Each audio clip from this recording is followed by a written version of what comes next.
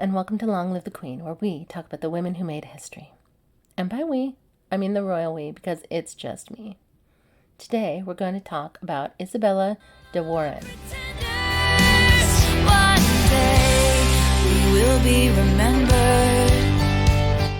Last we left Scotland, they were in a bit of a succession crisis. After the death of all the king's children and his only granddaughter, he had no living heirs. In fact, going all the way back to our first Scottish episode, there were no living descendants of William the Lion, the last great hope. Remember him? His line had hit a dead end. But how is Isabella involved in this crisis? Let's get to it. Isabella de Warenne was the second of 3 children. She had an older sister and a younger brother, so we can safely assume that her birth was a bit of a disappointment. It meant more dowries and fewer heirs. Her father was John de Warenne, 6th Earl of Surrey, a prominent member of the English nobility.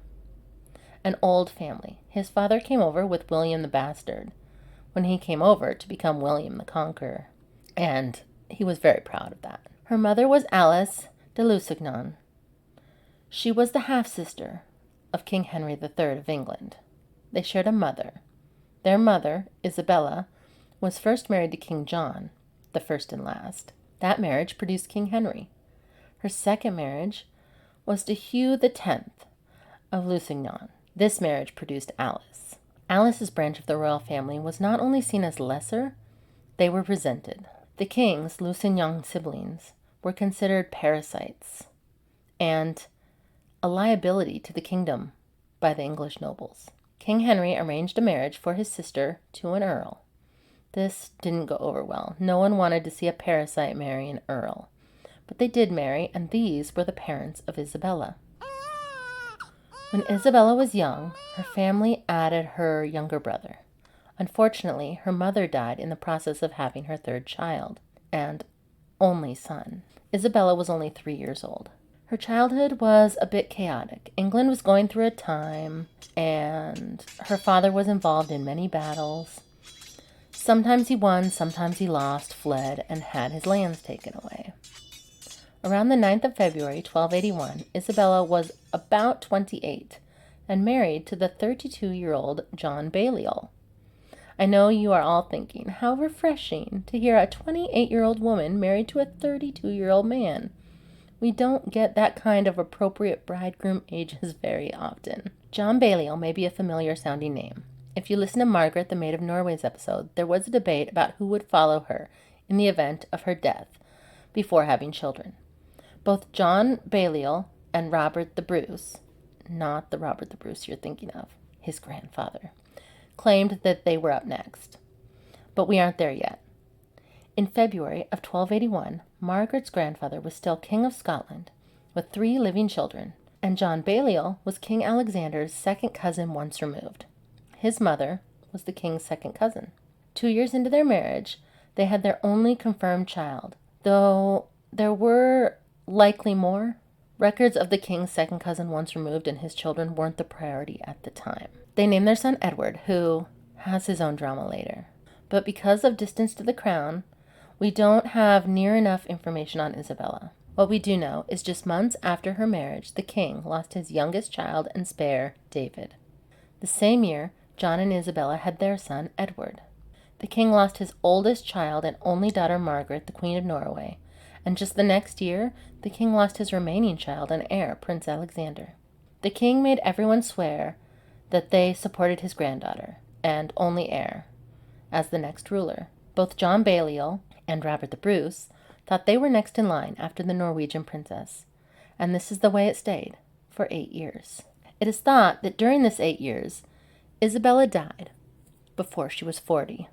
We don't know of what. We don't even know when. No records. So she could still be living, but probably not. Because we don't know when she died, I'm going to continue to talk about her family and the events she may have, but probably wasn't present for. The king's granddaughter and only descendant died in 1290 at the age of just 7. And just like that, Scotland was having a succession crisis. Not only did the late King Alexander III not have any living heirs, neither did his father or his grandfather. Margaret the Maid was the last legitimate descendant of her great-great-grandfather, William the Lion. If you listen to my first Scotland episode, I talked about William the Lion being Scotland's last great hope. And this line did last for 5 generations. But then it had hit a dead end. The Scots weren't agreeing on who their next ruler was going to be. There were 13 claimants to the throne. The 4 with the greatest claim were John Balliol, Robert the Bruce, John Hastings, and Floris V, Count of Holland. Civil war was imminent, and the guardians of Scotland made a plan. They would ask King Edward I of England to decide who would be king. That's right, the hammer of the Scots was about to decide their fate. All 4 men were descended from the daughters of David, Earl of Huntingdon, the younger brother of William the Lion. Going back 5 generations and figuring out birth order of the niece of a king of Scotland from 100 years ago wasn't easy. You've heard me try and figure it out before, when we don't know when she was born, girl of unknown age. In this very episode, we have no death date at all, and I have the internet. So the King of England went to work, deciphering 100-year-old birth records. It took a while, but they finally had a winner. In 4th place, we have Floris V, Count of Holland. He was the great-grandson of David's 3rd daughter, Ada. In 3rd place, we have John Hastings. He was the grandson of David's same daughter, Ada. In 2nd place, we have Robert the Bruce. He was the son of David's 2nd daughter, Isabella, the older sister of the aforementioned Ada. And the Grand Supreme in the pageant for King of Scots was John Balliol. He was the grandson of Margaret, the oldest daughter of David, and the older sister of both Ada and Isabella. Our Isabella was probably not alive at this point, because Queen Isabella isn't mentioned. But if she was still alive, this is the moment she would have become Queen of Scotland. But also, we don't have any idea, just suspicions. So the contested queen is dead, and 2 years later, long live the king.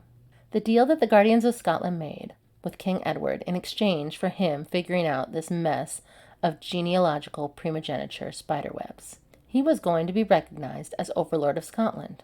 England was back in charge for the first time since Richard the Lionheart and his Crusade GoFundMe. John Balliol, King of Scots, had to pay homage to King Edward I, Hammer of the Scots. Edward also claimed authority to mediate any disputes between John Balliol and any of his subjects that brought disputes against him. Edward spent his time undermining the King of Scots. He treated Scotland as a vassal state and often humiliated John Balliol. And it seems that John Balliol just went with it. He was just kind of an easygoing guy, and he just sort of rolled with it. The Scots were over it. This was not what they thought they signed up for. A new Council of 12 was appointed, the new Guardians of Scotland. They needed a new plan. The new Guardians signed a treaty with France, and that was the last straw. Edward I, Hammer of the Scots, invaded. John Balliol abdicated his throne less than 4 years into his reign and was imprisoned in the Tower of London. 3 years later, he was allowed to relocate to France. This is the point where you would insert Braveheart. Scotland was struggling under the hammer. William Wallace did his thing. Braveheart. This period of time was a decade when the English occupied Scotland and they were without a king. Braveheart is barely accurate at all, but they did get the vibe right. The English were there, they were large and in charge, and Scotland had no king, they just had to deal with it. And Isabella was likely not there to see all of this drama, because we don't know when she died. And that is where I will leave it for now. What did you think of Isabella de Warenne? We don't have much information on her, so you probably don't have a strong opinion on her. She was a French noble girl whose mother was seen as a parasite. And while she never became Queen of Scotland, probably, her husband became the king for 4 short years. You can share your thoughts with me at longlivethequeenpodcast@gmail.com or on Facebook or Instagram at longlivethequeenpodcast. Smash that like button, follow or subscribe, share with anyone. I'm not picky. Long live to all the queens out there, and until next week, bye.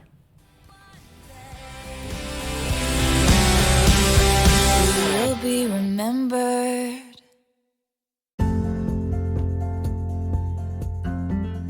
Thanks for listening.